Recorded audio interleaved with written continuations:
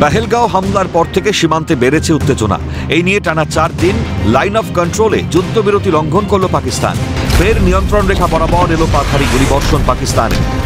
সেনার তরফে বিবৃতিতে জানানো হয়েছে, কুপওয়ারা ও পুঞ্চ জেলার বিপরীত অংশ নিয়ন্ত্রণ রেখায় ওপারের পাকিস্তানি সেনা পোস্ট থেকে বিনা প্ররোচনায় গুলি চালানো হয়।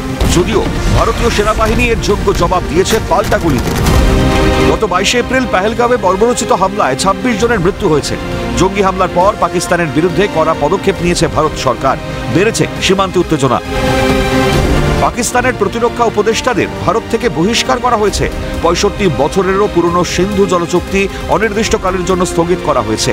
আটারি সীমান্ত বন্ধ করে দেওয়া হয়েছে। এদিকে পাল্টা সিমলা চুক্তি স্থগিত করেছে পাকিস্তান। কি এই সিমলা চুক্তি? সিমলা চুক্তি এমন একটা আনুষ্ঠানিক চুক্তি ছিল যেটিকে দুই দেশের মধ্যে শত্রুতা অবসানের জন্য গুরুত্বপূর্ণ বলেই মনে করা হয়েছিল।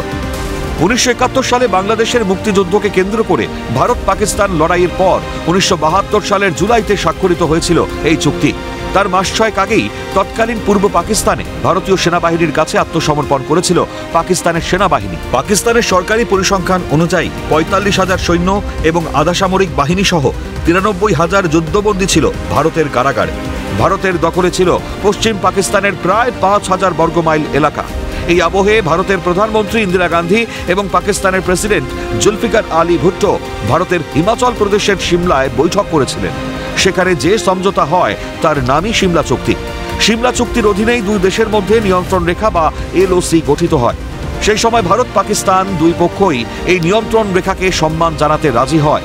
তারা এই বিষয়েও সম্মত হয়েছিল যে দুই পক্ষই কোনো রকম একতরফা সিদ্ধান্ত নেবে না। তবে পাকিস্তানের বিরুদ্ধে বারবার এই চুক্তি লঙ্ঘনের অভিযোগ উঠেছে। রাজনৈতিক বিশ্লেষকদের মতে পাকিস্তান এই চুক্তি মেনে চললে কার্গিল যুদ্ধই হতো না। অন্যদিকে সিমলা চুক্তির সময় ভারতের কাছে পিওকে বা পাক অধিকৃত কাশ্মীর দখলের সুযোগ থাকলেও ভারত সেই পদক্ষেপ নেয়নি। ফলে সেই সুযোগ হাতছাড়া হয়ে গেলেও অশান্তি উস্কে দিতে কোনো কসুর করেনি পাকিস্তান। ফলে সিমলা চুক্তিকে বিশ্লেষকরা মৃত চুক্তি হিসেবেই গণ্য করেন, কারণ পাকিস্তান কোনোদিনই এই চুক্তির মর্যাদা দেয়নি। স্বাভাবিকভাবেই ভারতের কাছে এই চুক্তি স্থগিত নতুন কিছু নয়।